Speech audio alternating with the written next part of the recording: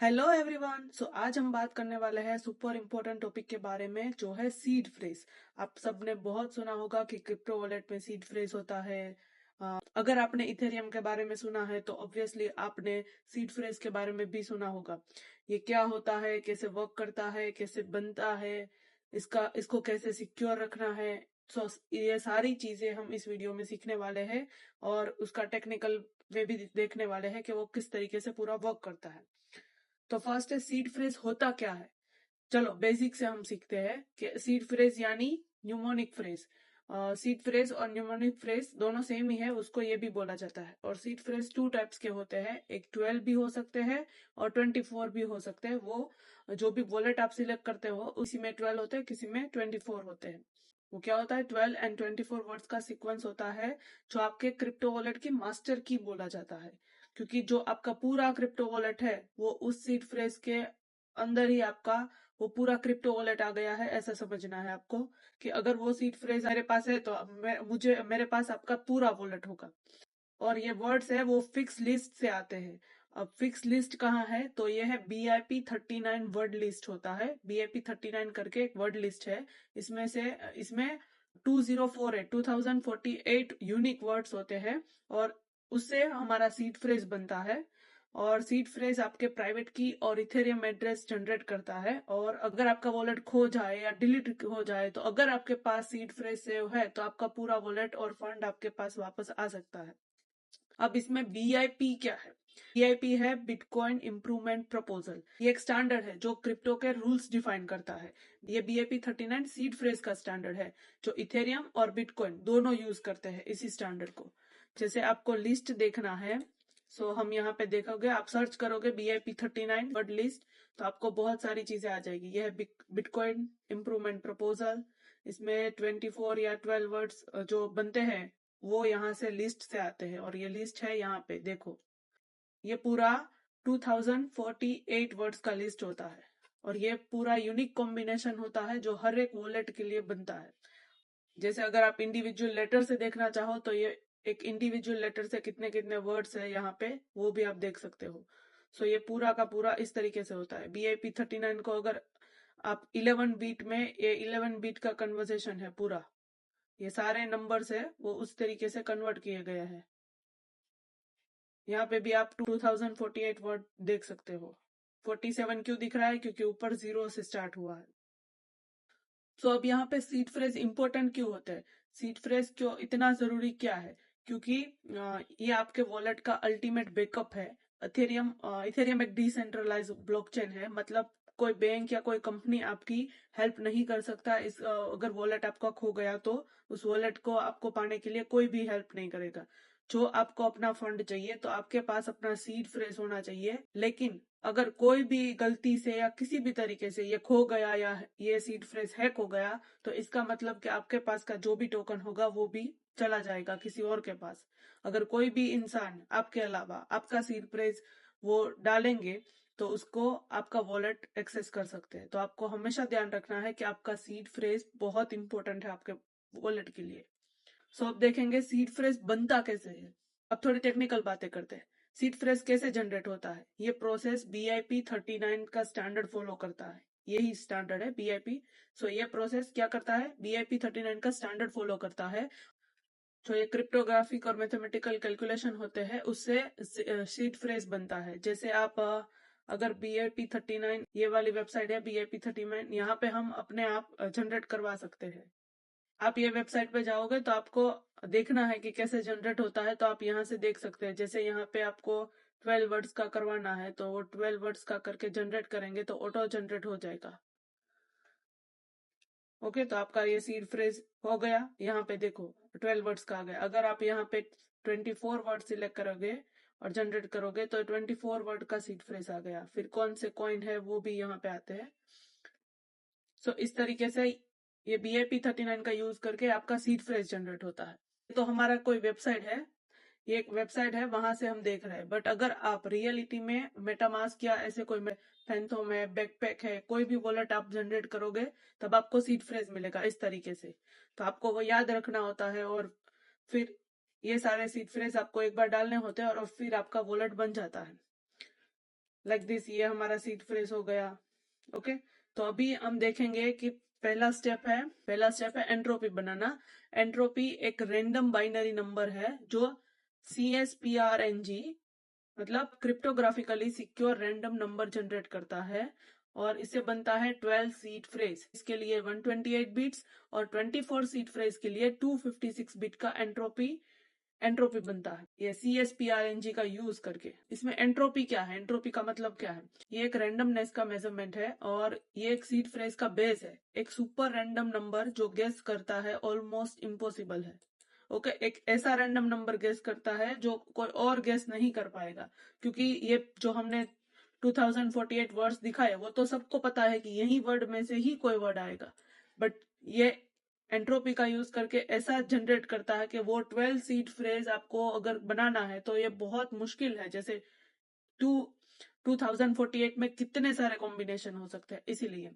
फिर ये CSPRNG क्या करता है? CSPRNG है वो एक अल्गोरिदम है जो हाईली अनप्रिडिक्टेबल रैंडम नंबर्स बनाता है, जो क्रिप्टो के लिए जरूरी है।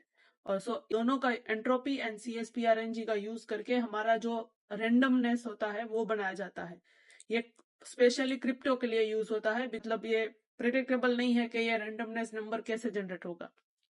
फिर इसमें एक और आता है SHA 256 चेकसम आता है। अगला स्टेप क्या है? चेकसम ऐड करना है।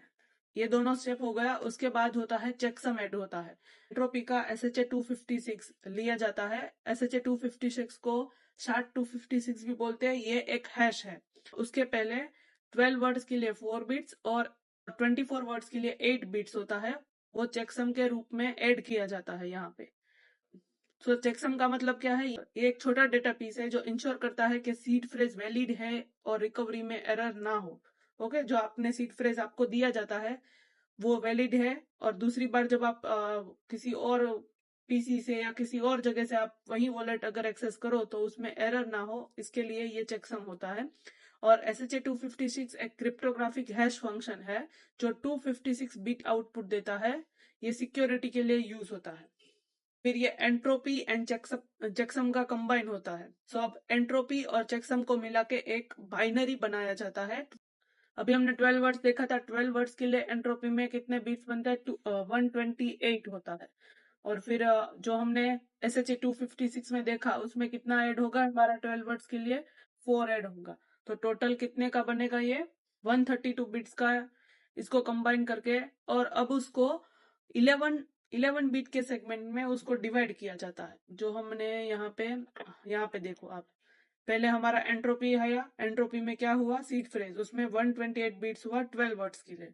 उसके बाद हमारा SHA 256 का चेकसम किया और उसमें ऐड हुआ 4 बिट्स। तो उन दोनों का कंबाइन करेंगे तो 128 और 4 बिट्स का कंबाइन करके हुआ 132 बिट्स। अब उसको स्प्लिट किया जाता है। सो यहाँ पे उसको स्प्लिट करेंगे तो 11 बिट्स का एक सेगमेंट होगा, ऐसे 12 सेगमेंट बनेंगे इस 132 बिट्स के। यहाँ पे देखो 12 सेगमेंट बना। क्यों 12 बना? हमारे पास 12 वर्ड्स है, इसीलिए हमारा ये सेगमेंट बना 12 सेगमेंट। और यहाँ पे हर एक सेगमेंट को एक नंबर होता है जो BIP39 का लिस्ट होता है। ये BIP39 का जो लिस्ट है वो हर एक वर्ड से मैच करता है। जो वर्ड लिस्ट में 2048 है यूनिक वर्ड्स होते हैं, जैसे नंबर 1 का वर्ड होता है एबल, 2 का अबाउट। सो यहाँ पे ऐसे ही ये हर एक वर्ड का एक यूनिक कॉम्बिनेशन बनता है। जैसे आप BIP39 वर्ड लिस्ट में 2048 कॉम्बिनेशन है, उसमें जैसे एक नंबर है, 1 वर्ड का एबल है, 2 का अबाउट है, उसी तरीके से ये सारे के सारे वर्ड्स के कॉम्बिनेशन बन के आपका पूरा सीड फ्रेज बनता है। तो इस तरीके से आपका सीड फ्रेज पहले प्रिपेयर होता है। और ये होता है master seed phrase PBKDF2, password base की डिराइवेशन फंक्शन 2। ये सीड फ्रेज को अब मास्टर सीड फ्रेज बनाया जाता है PBKDF2 में। और अब इसमें सीड फ्रेज को पासवर्ड के रूप में यूज किया जाता है, और एक सॉल्ट का यूज किया जाता है। यूजुअली सॉल्ट के साथ HMAC SHA 512 बिट्स चलाया जाता है, जो उसका आउटपुट होता है 512 बिट मास्टर सीड फ्रेज देता है। तो अब कैसे चलेगा इसका? इसमें जैसे मास्टर सीड क्या है? ये जो मास्टर सीड है 512 बिट नंबर, वो आपके पूरे प्राइवेट की का बेस है। ये सीड फ्रेज का क्रिप्टोग्राफिक फॉर्म है। और फिर ये PBKDF2, ये एक एल्गोरिदम है जो हमारे सीड फ्रेज को एक सिक्योर मास्टर सीड में कन्वर्ट करता है और कोई भी अटैक, ब्रूट फोर्स अटैक से बचाता है। तो इसके लिए इस एल्गोरिथम का यूज किया जाता है। इसका नाम है पासवर्ड बेस्ड की डिराइवेशन फंक्शन 2। और साल्ट क्या होता है? साल्ट एक एक्स्ट्रा सिंग है जो इसका जो सिक्योरिटी है वो बढ़ाने के लिए साल्ट का यूज किया जाता है। और ये BAP39 में डिफॉल्ट साल्ट न्यूमोनिक ही होता है। और HMSE SH512 ये क्या है? ये एक हैशिंग एल्गोरिदम है जो सिक्योर डिराइवेशन के लिए यूज किया जाता है। सिक्योर की डिराइवेशन के लिए यूज किया जाता है। हमको हमारी की सिक्योरली वापस मिले उसके लिए यूज किया जाता है। और फिर आता है एक HD वॉलेट, उसको हायरार्किकल डिटर्मिनिस्टिक वॉलेट भी बोलते हैं। HD वॉलेट को मास्टर सीड से भी वो 12 वर्ड का मास्टर सीड मिल गया। अब मास्टर सीड से हम बनाते हैं प्राइवेट की बनाई जाती है यूजिंग BIP32। ये क्या था? BIP39, अभी BIP32 HD। BIP32 HD wallet का यूज करके एक मास्टर की बनाई जाती है। BIP32 HD वॉलेट का यूज करके प्राइवेट की बनाई जाती है। ये एक ट्री स्ट्रक्चर बनाता है जिसमें मल्टीपल कीज जनरेट होते हैं। Ethereum like BIP44 standard use होता है जो एक सीड से मल्टीपल कीज जनरेट होती है। BIP44 स्टैंडर्ड यूज होता है जिसका डिराइवेशन पाथ क्या होता है? ये वाला उसका डिराइवेशन पाथ है। जैसे 44 यूज हुआ है तो यहाँ पे M446000#। अब आप समझोगे कि ये भी क्या है? ये डिराइवेशन पाथ में क्या है? M का मीन्स है मास्टर सीड, ओके। और 44 का purpose of field Ethereum and 60 है कॉइन टाइप इथेरियम। कौन सा कॉइन है उसका टाइप यहाँ पे इस नंबर पे डिफाइन होता है। फिर ये अकाउंट लेवल होता है, ये चेंज एड्रेस और ये फाइनल एड्रेस। तो इस तरीके से ये पूरा का पूरा पाथ होता है वो बनता है। अब HD वॉलेट का क्या यूज होता है? यहाँ पे HD वॉलेट एक ही की से एक वो सीड फ्रेज से कई प्राइवेट कीज और एड्रेसेस बनाता है उसको मल्टीपल यूज के लिए और वॉलेट मैनेजमेंट आसान करने के लिए HD वॉलेट यूज होता है। BIP32 ये स्टैंडर्ड है, HD वॉलेट के स्टैंडर्ड को डिफाइन करता है। और ट्री में ट्री के टाइप में हमको की बना के दे सकता है। वो HD वॉलेट से क्या कर सकते हैं? जैसे ये एक सीड फ्रेज है हमारा, तो उससे हमारा एक प्राइवेट की है, 2 प्राइवेट की है और उससे दूसरा एड्रेस, तीसरा एड्रेस, वो अलग अलग बहुत सारे एड्रेस बना सकते हैं HD वॉलेट का यूज करके। और HD वॉलेट BIP32 स्टैंडर्ड्स है। फिर BIP44 क्या है? BIP44 एक डिराइवेशन पाथ है जो स्पेसिफिक इथेरियम के लिए ये एक पाथ देता है। जैसे यहाँ पे लिखा है, हर की डिराइवेशन के साथ हमको एक 256 बिट का चेन कोड मिलता है, वो नेक्स्ट लेवल कीज बनाने में हेल्प करता है। फिर एक्सटेंडेड प्राइवेट कीज का मतलब क्या है? यहाँ पे ये प्राइवेट की और चेन कोड दोनों का कॉम्बिनेशन होता है। BIP32 में चाइल्ड की डिराइव करने के लिए यूज होता है। अब देखो ये पूरा कैसे वर्क किया। हमने एक सीड फ्रेज हमारा हुआ, ये यहाँ पे पूरा हमारा सेगमेंट था, उसके बाद ये सीड फ्रेज बन गया। अब सीड फ्रेज के बाद ये PBKDF2 का यूज करके मास्टर सीड बनाया 522 बिट्स का, और उसको जनरेट करके फिर HD वॉलेट के स्ट्रक्चर में आ गए हम लोग। और उसमें एक मास्टर की होती है 256 बिट की पहले, और उसके बाद हम क्रिएट कर सकते हैं एक्सटेंडेड मास्टर की, मतलब उसके अंदर हम दूसरी दूसरी कीज बना सकते हैं। और ये पूरा डिराइव और क्रिएट करता है चेन कोड को, और ये चेन कोड हमारा नेक्स्ट लेवल की बनाने के लिए यूज होता है। फिर हो गया ये एक्सटेंडेड, और ये डिराइव पाथ है इथेरियम के लिए, तो इसके अंदर हमारा इथेरियम के सारे एड्रेस बनेंगे। और ये कनेक्टेड होगा प्राइवेट की से, और प्राइवेट की can generate multiple keys, okay. यहाँ से भी हम बहुत सारी प्राइवेट की सीड फ्रेज के थ्रू भी बना सकते हैं। और HD वॉलेट के स्ट्रक्चर में इस तरीके से वर्क करता है।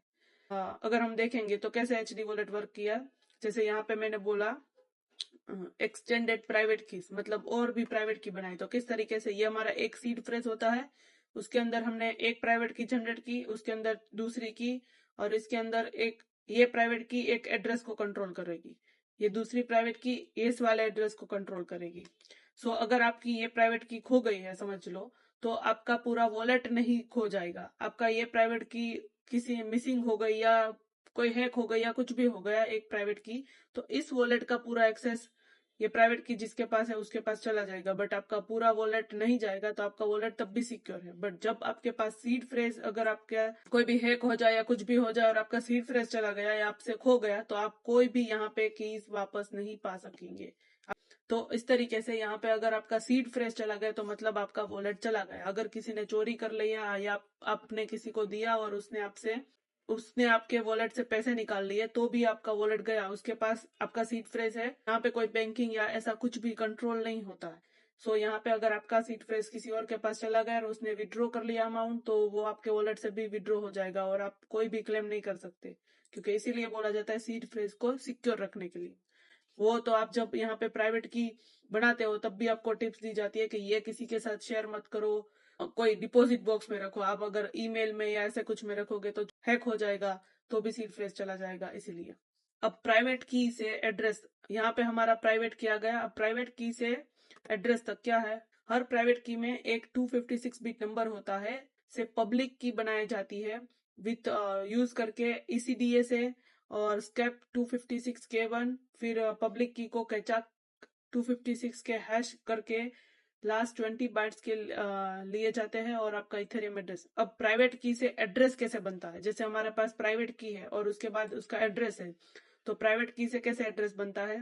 प्राइवेट की से एड्रेस बनाने के लिए ECDA से electric curve digital signature algorithm with secp 256K1, ये क्रिप्टोग्राफिक सिस्टम है जिसका यूज करके हमारा पब्लिक की बनता है। जैसे यहाँ पे ये पब्लिक की है, ये प्राइवेट की है, उसके बाद पब्लिक की भी, हम एड्रेस को पब्लिक की भी बोलते हैं, और उससे आपका इथेरियम एड्रेस बनाया जाता है। और उसके उसके साथ ये हमारी पब्लिक की बनती है, उसके साथ इथेरियम एड्रेस केचक 256 हैशिंग एल्गोरिदम का यूज करके हमारा इथेरियम एड्रेस बनाया जाता है।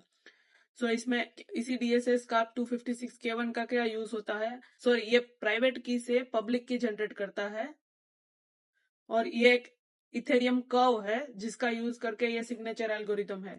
अब इसके की कंपोनेंट्स भी देख लेते हैं। Uses a specific electric curve secp 256K1, ये ही कर्व का यूज करता है और प्राइवेट की कितनी बिट्स की बनाता है, 32 बाइट्स 256 बिट और 64 bytes 512 bits based on mathematical proportion of electric curve.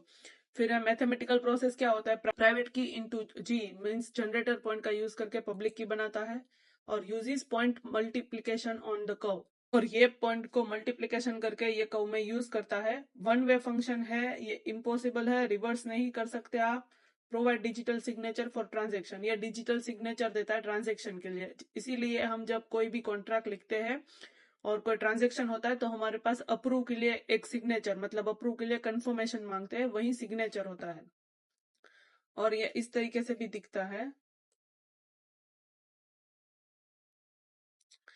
Private की है 32 बाइट्स की और उसको साइन यहाँ पे जी से मल्टीप्लाई करके एक पब्लिक एड्रेस बना दिया। प्राइवेट की से हम साइन मैसेज और वेरीफाई करते हैं पब्लिक की को।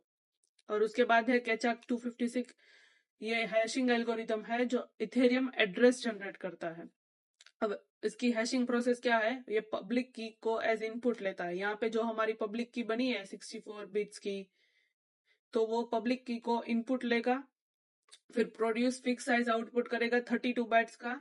वन वे फंक्शन है, इसको भी आप रिवर्स में नहीं कर सकते। और deterministic same input always produce same output, यहाँ पे अगर सेम इनपुट जाएगा हर बार तो सेम आउटपुट ही आएगा, बट रिवर्स नहीं हो सकता। जैसे और एड्रेस जनरेशन कैसे होता है, takes last 20 bytes of hash output, इसमें last 20 bytes of hash output लेता है और उसके आगे 0x प्रीफिक्स लगता है हर एक एड्रेस के आगे, और क्रिएट फाइनल इथेरियम एड्रेस बनाता है और ensure unique address from the unique public keys.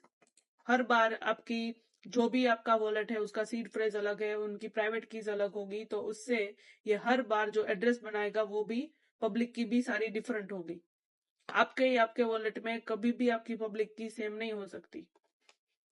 जैसे यहाँ पे अभी इसकी प्रोसेस क्या है, ये पब्लिक की होती है 64 बिट्स की, 64 बाइट्स की यहाँ पे पब्लिक की ली, और उसके बाद केचक हैश फंक्शन यहाँ पे आउटपुट क्या दिया 32 बाइट्स का, उसमें से लास्ट 20 बाइट्स लेगा और इथेरियम एड्रेस जनरेट करेगा 40 हेक्स कैरेक्टर एंड प्रीफिक्स होगा विथ 0x, 40x कैरेक्टर होगा और आगे 0x लगा होगा। इसके बाद अब आपका बन गया है इथेरियम एड्रेस। सो यहाँ पे हमारा पूरा वॉलेट क्रिएशन हो गया। हमने सीड फ्रेज का यूज करके प्राइवेट की बनाई, उसके बाद पब्लिक की कैसे बनती है और इसके बाद कैसे इथेरियम एड्रेस बनता है, वो सारा कुछ हमने सीखा। तो यहाँ पे देखेंगे हम किस तरीके से पूरा वॉलेट बना। हमारा एक वॉलेट बनाते हैं, तब ये एंट्रोपी चला, इसको मैं छोटा कर देती तो आपको एक स्क्रीन में दिखाई दे। तो यह हमारा वॉलेट क्रिएशन हो गया, जिससे हमारा पहले क्रिएट वॉलेट बना, फिर यहाँ पे एंट्रोपी के थ्रू बिट्स बना, उसके बाद ये चेकसम हुआ, फिर वर्ड्स हुआ, BAP39 से हमारा वर्ड बन गया।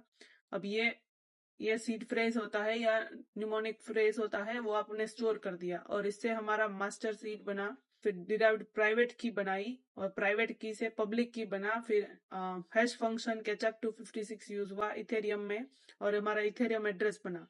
अब ट्रांजेक्शन कैसे होगा?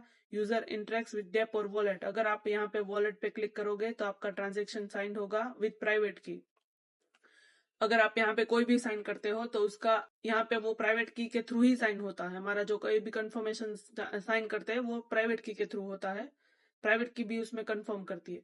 और ये ब्रॉडकास्ट टू नेटवर्क होगा और वेरीफाई एंड माइन होगा। उसके बाद अगर आपने कोई भी ट्रांजेक्शन कंफर्म किया तो वो प्राइवेट की से हुआ और उसके बाद वो ब्रॉडकास्ट टू नेटवर्क होगा। उसके बाद वो आपने कंफर्म किया तो आपका एग्जीक्यूशन होगा, वो सक्सेसफुल होगा तो वो हो जाएगा। उसके बाद आपका जो ट्रांजेक्शन होगा वो वेरीफाइड होगा, माइन होगा। तो उस तरीके से ये पूरा ब्लॉकचेन वर्क करता है। सो हमारे पूरे एक सीड फ्रेज से इस तरीके से पूरा हमारा इथेरियम एड्रेस, प्राइवेट की एंड एड्रेस सब कुछ बनता है। अब आपको मैंने यहाँ पे भी दिखाया था, तो हमारा यहाँ पे 12 वर्ड से देखेंगे तो यहाँ हमारा 12 वर्ड जनरेट हुआ। सो यहाँ पे ये BIP सीड हो गया, तो सीड में कन्वर्ट किया है और यहाँ पे उसका रूट की है और ये हमारा 44 स्टैंडर्ड है। आप ये जो भी स्टैंडर्ड होगा आपके हिसाब से वो सिलेक्ट कर सकते हो। यहाँ पे बिटकॉइन है, यहाँ पे हम बिटकॉइन की जगह करेंगे ईथ सिलेक्ट करेंगे, तो ये हमारा इथेरियम के रिलेटेड हो गया। फिर ये हमारा 44 60 00 एक्सटर्नल इंटरनल, उससे हमने क्या मिला? अकाउंट एक्सटेंडेड प्राइवेट की, ये हमारी प्राइवेट की है और ये हमारी पब्लिक की है। और फिर डिराइवेशन पाथ क्या है? ये वाला जो हमने सीखा, और एक्सटेंडेड प्राइवेट की और ये एक्सटेंडेड पब्लिक की। सो ये यहाँ पे पूरी डिटेल्स दी जाती है कि किस तरीके से पूरा वर्क करता है। बट आपको ध्यान रखना है, आपको अपना अपने वॉलेट का कुछ भी जानने के लिए आप यहाँ पे टेस्ट मत करना, क्योंकि ये ऑलरेडी ऑनलाइन है, यहाँ पे दिखाया ही है। कोई भी आप यहाँ से कॉपी करके या आपका कोई सीड फ्रेज होगा वो कॉपी करके यहाँ पे मत डालना, बिकॉज ये ऑनलाइन है। तो ये कोई भी डेटा स्टोर कर रहा होगा ये वेबसाइट, तो फिर आपका हैक होने का डर रहेगा। सो इसीलिए यहाँ पे सिर्फ आप एग्जाम्पल के लिए कोई भी और सीड फ्रेज या तो यहाँ पे जनरेट करके आप डाल सकते हो, बट अपना डाल के मत देखना। सो यहाँ पे अगर इसके बाद आपको देखना है तो हम मेटामास्क में देख सकते हैं, बट यहाँ पे हमें देखना है तो हम यहाँ पे देख सकते हैं। बट मैं अपना वॉलेट और सीड फ्रेज या प्राइवेट की वो कुछ आपको नहीं दिखाऊंगी। ओके, यहाँ पे ये अकाउंट है, अकाउंट 2 3 4, आप यहाँ पे जितने भी अकाउंट बनाना चाहते हो उतने अकाउंट यहाँ पे बना सकते हो। यहाँ पे ये सारी चेन्स होती है, नेटवर्क्स होते हैं, कौन सा नेटवर्क है वो यहाँ से कस्टम नेटवर्क बना सकते हो। और ये कॉन्ट्रैक्ट कंफर्म हुए हैं नहीं, यहाँ पे टोकन्स दिखाए जाते हैं, कौन से है NFTs है तो ये दिखाई जाती है। ये डिफरेंट डिफरेंट चेन में वर्क करता है। फिर ये एक्टिविटी, कौन से ट्रांजेक्शन कंफर्म किए हैं और वो सब दिखाया जाता है। आपको रिसीव करना है तो आप स्कैनर से भी रिसीव कर सकते हो। ये आपका एड्रेस है। ओके, तो आप इस एड्रेस को किसी को दोगे, यहाँ पे जो एड्रेस दिखाई दे रहा है वो एड्रेस अगर आपने किसी को सेंड किया आपका कोई भी अमाउंट लेने के लिए, तो इस एड्रेस के थ्रू आपका कोई भी वॉलेट हैक नहीं होगा, कुछ भी नहीं होगा। आपको यहाँ पे चाहिए इस एड्रेस को लेकर कोई कुछ नहीं कर सकता, ये हमारा पब्लिक एड्रेस है। और बट इसके अंदर हमारा प्राइवेट भी होता है, जो हम यहाँ से, अगर आपको यहाँ से प्राइवेट की देखनी है तो आपको यहाँ से अकाउंट डिटेल्स में जाना होगा और उसके बाद डिटेल्स में जाएंगे तो यहाँ पे आपका ये एड्रेस हो गया और यहाँ पे प्राइवेट की है और यहाँ पे रिकवरी फेज है। अगर आप शो करोगे और फिर हमें पासवर्ड डालना पड़ेगा, उसके बाद शो होगा, जो मैं आपको अभी नहीं दिखाऊंगी, मेरी प्राइवेट कीज। ओके, आप इस तरीके से वॉलेट में यहाँ पे देख सकते हो। अब कुछ सिक्योरिटी की बात करते हैं कि जैसे आपको ये 12 वर्ड्स का ये फ्रेज है वो आप कैसे सिक्योर रख सकते हो। तो उसके लिए मैं कुछ आपको टिप्स देती हूँ। इसको कभी भी किसी के साथ शेयर मत करो, नेवर शेयर। कोई भी सीड फ्रेज मांगे वो स्कैमर होगा। कोई भी कहीं पे भी आपका कोई वेबसाइट में या कहीं पे भी आपको सीड फ्रेज मांग रहे हैं, मत दो। फिर ऑफलाइन स्टोरेज करो, पेपर या मेटल में या सेफ में रख दो। इसका डिजिटल कॉपीज मत बनाओ, उसको स्क्रीनशॉट और क्लाउड या ईमेल में सेव मत करो। फिर हार्डवेयर वॉलेट लेजर या ट्रेजर जैसे डिवाइस यूज करो जैसे एक्स्ट्रा सिक्योरिटी हो। हमारे पास हार्डवेयर वॉलेट भी आते हैं जो ऐसे पेन ड्राइव में होते हैं और आप उसको कनेक्ट करके वॉलेट बना सकते हो और वो पेन ड्राइव आपको फिर रखनी पड़ेगी, उसके बाद ही आप कनेक्ट कर सकते हो या कोई भी ट्रांजेक्शन अप्रूव कर सकते हो। इसीलिए वो हार्डवेयर वॉलेट का भी आप यूज कर सकते हो।